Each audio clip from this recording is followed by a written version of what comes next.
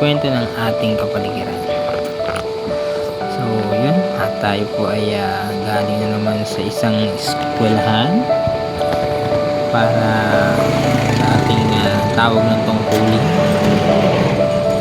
So, yan. Nagmamaneho tayo. Set up ako ng ating camera before we go. At pabalik na tayo para sa ating paghahanda sa ating gagawin.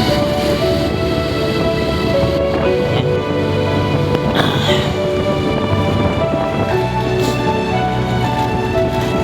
Tandahan lang talaga dito pagka mamaneho ka, dapat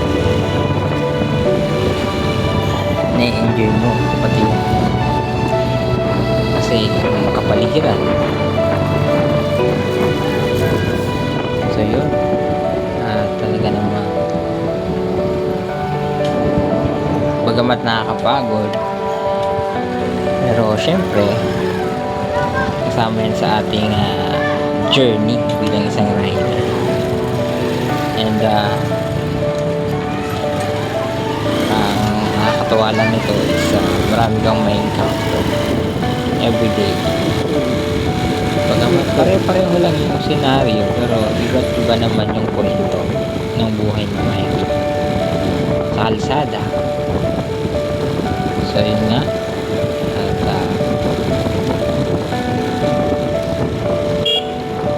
tayo daan sa isang pamberding paligid. Habang nagmamaneho tayo, talaga namang napapatingin tayo dyan, kabilaanan, kaliwat kanan. Bata, ang sarap ng buhay ng mga batang to. Mapapansin nyo, probinsyang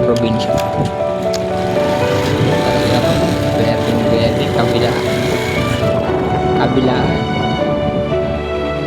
Diyan nga napansin ko na ang ganda ng view. Napabalik tuloy ako. Ayun o.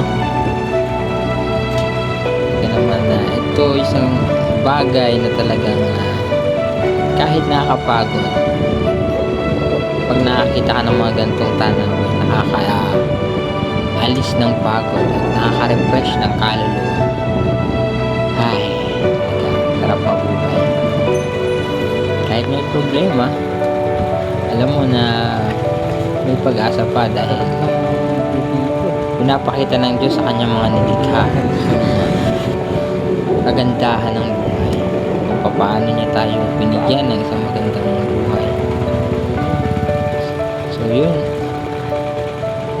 masarap sa pakiramdam ng gandang katanawin makikita mo sa iyong pagmamaneho.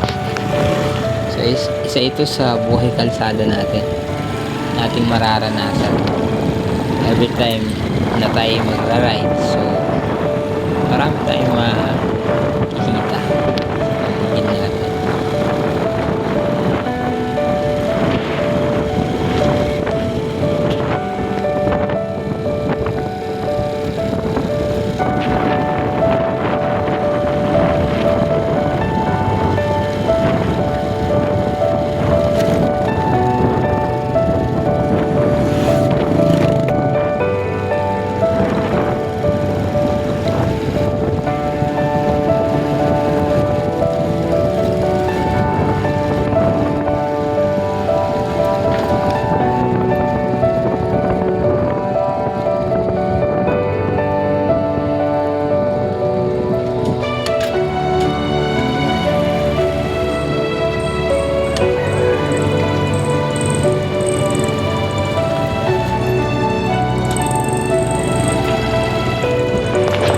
Makikita natin na sa mga gantong liblib na lugar makikita mo pa yung payak na pamumuhay na karamihan. So dito nga tayo dumaan sa mga ah, daan ng mabukid kung saan papapabilis tayo sa ating destinasyon. So yan, kita-kita nyo naman may mga ilog pa na dinevelop na ng NIA, ng irrigation. So yan, may mga dumadaan na rin naman dito na mga malalaking sasakyan, pero supposed to be hindi dapat, kasi mga maliliit na sasakyan lang dumadaan dito, mga motorsiklo at tricycle lang. Pero dahil nga konkreto na yung daan, sino-consider nyo pwede nang dumaan yung mga ganyang 4 wheels, apat ang gulong.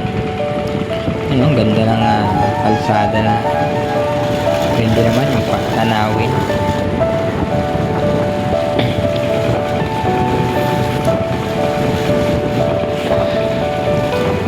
Ganyang klase ng daanan, medyo matatakot na kasi liblib pa, pero hindi naman ganun ka alarming, kasi mga taong yan mga tahimik pa nga kaysa yung mga nasa city. Pinapil mo pa yung preskong hangin sa mga gantong klaseng daanan, kasi nga yun, hindi pa masyadong polluted, mapuno pa, madahon, at konti pa lang yung mga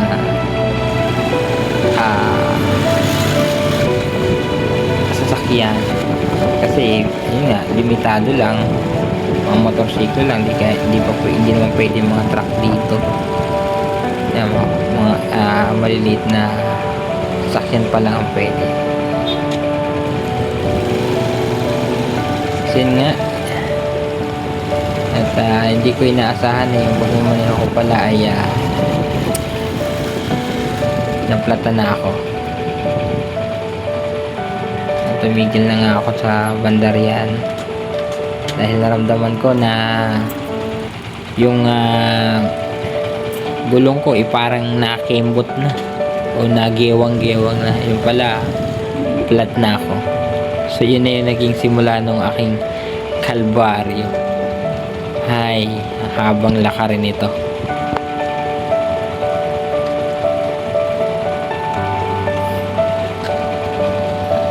So yun, tinabi ko siya, nakita ko na hindi na okay yung takbo ko. Chinek ko nga kung ano yung, kung may putas or may nakatasak. Wala naman ako nakita. So gayon pa man, inakay ko na lang siya after nito.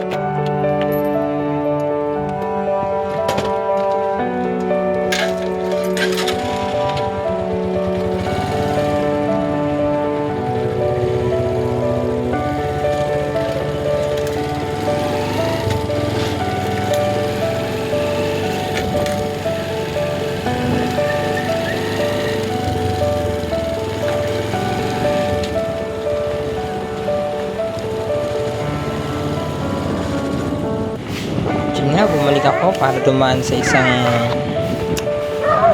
makinis na daan para kahit pa paano hindi ako mahirapan sa akin pag mamaneho, kasi nga flat. So okay pa siya, pero habang tumatagal yun, ito na siya, but na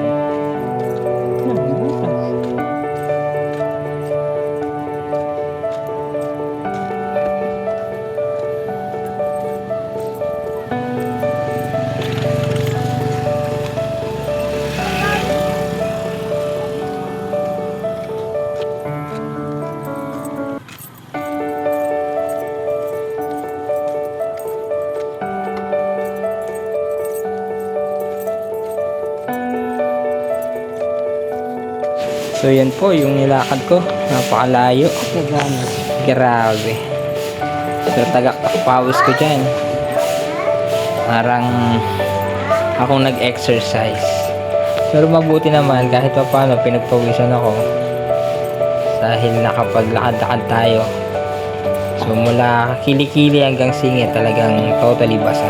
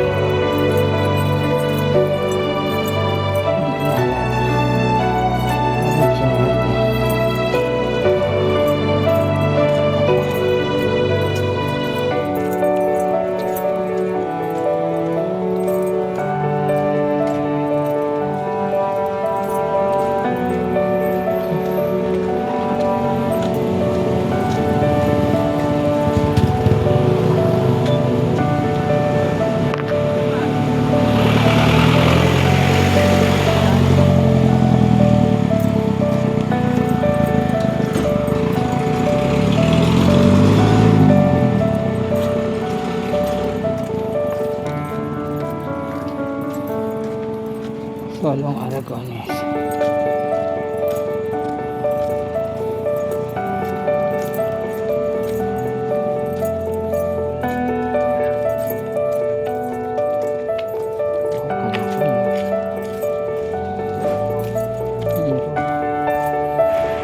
So yun, malayo pa po talaga.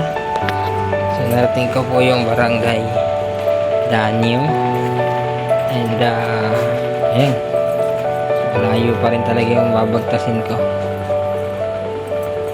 Grabe.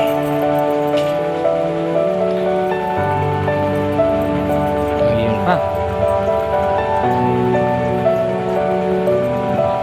Grabe.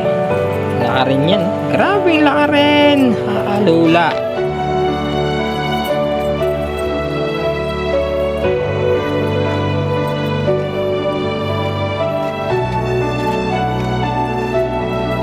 So yun, nagpahinga tayo pa samantala dahil napakahaba pa po na ang lalakarin. Ay nako, iba talaga. Pahinga lang po ng konti dyan. Tinabi ko muna pa samantala.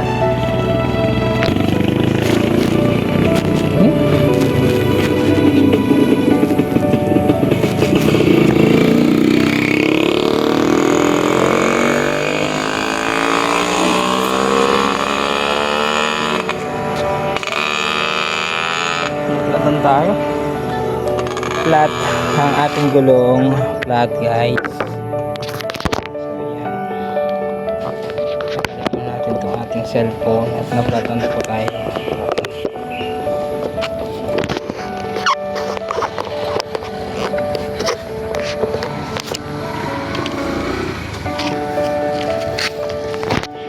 Dapat yun, oink, malambot. Shhh, layo pa nalalakarin. Ang bihira. Hapo tayo ito. Vulcanizing dito. Kaya wala ba yung vulcanizing? Vulcanizing po? Sa labasan. Sa labasan pa? Sige po, salamat. Buti-uting ko na.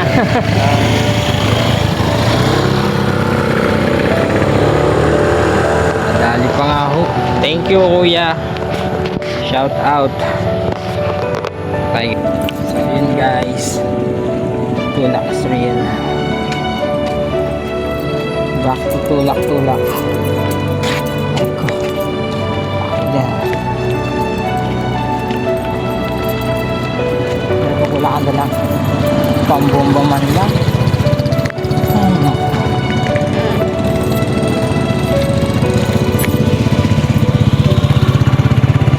Inaabot ka ng swerte.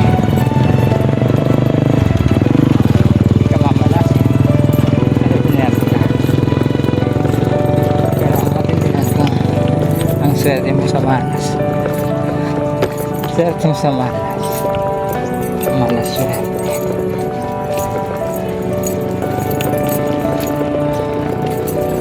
Rock my world into a sunlight. Whew. Ang init.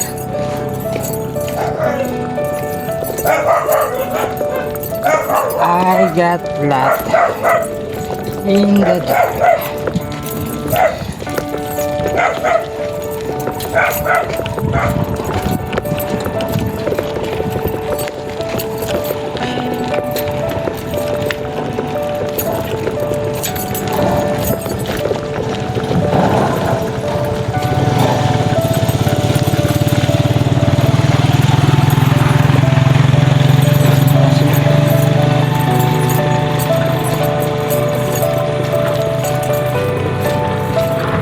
Vulcanizing mga pre. Ay ayaw. Napagod ako. Napagod magtulak. Nakakaubos ng energy. Worst scenario ng mga motorista ay yung mablatanda sa isang malayong lugar na walang vulcanizing. Ang matindi nun kung wala kang dalang gamit. Sus! Either magpapahila ka or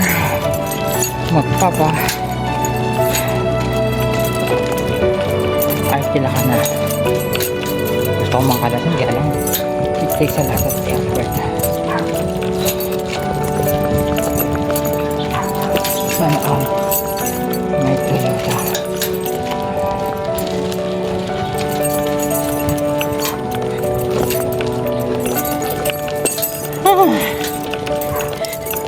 Sa video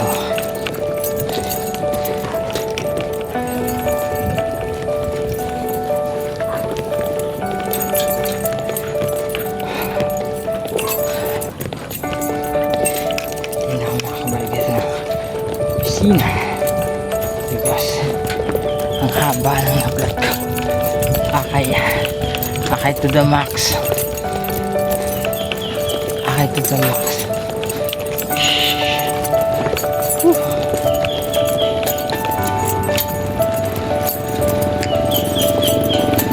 Done to the X. Going to the next. Done to the X. Going to the next.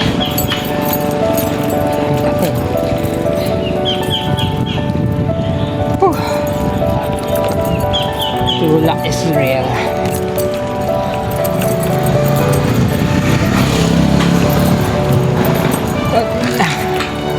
Ano din tayo sa pinalaman mo?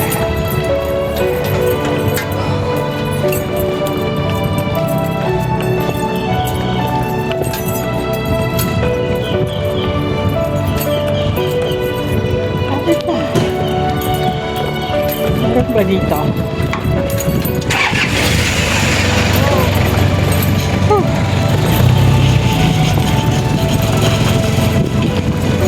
Alay ah.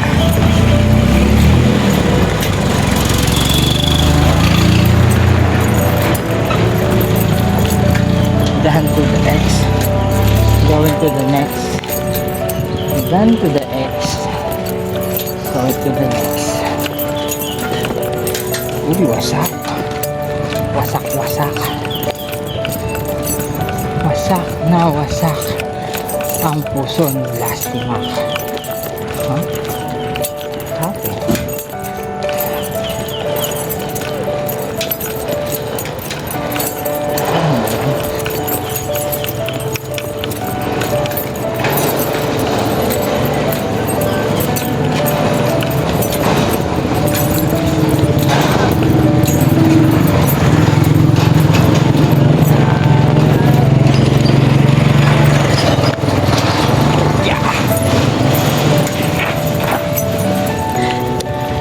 Diyos ko, ang hirap magtulak. Lahat ang bigat ng iyong motor. Akay son. Akay ko nga.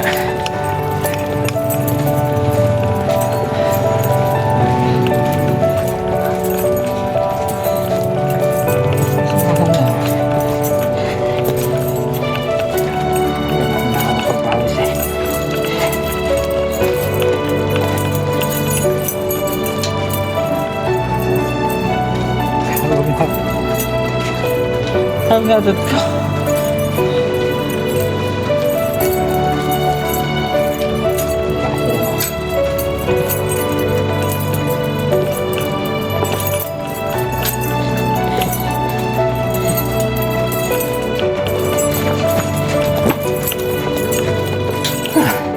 Takbo. Tulak. Paano wala akong pera? Speaking. Mas maling ko. Tablatan ka pa. Gosh. Yun. Tara. Bakit na tayo? Nakakapagod. Tapos tinamad pa ano. Yan ka na.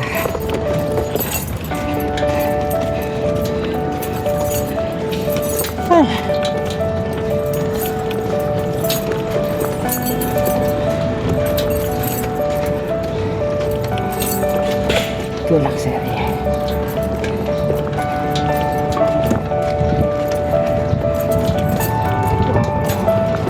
Ito na pala sila.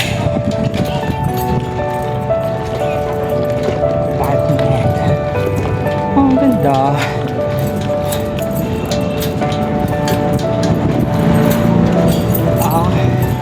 Park. Man.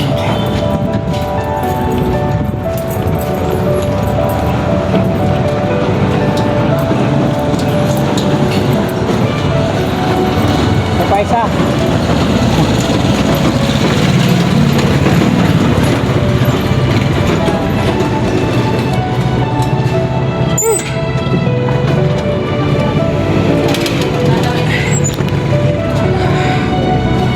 Pagod ako.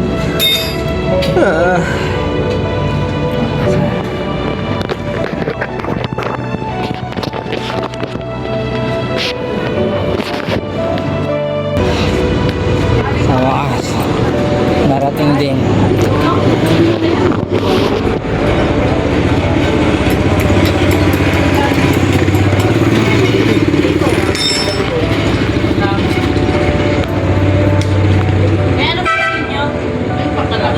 Flat din po. Tabi, membro na ulit. Membro sa mga flat. Lain na inakay ko eh. Sabi nyo, nawala kayo mga anak eh. Ha? Guys, thank you sa inyo. Bye-bye.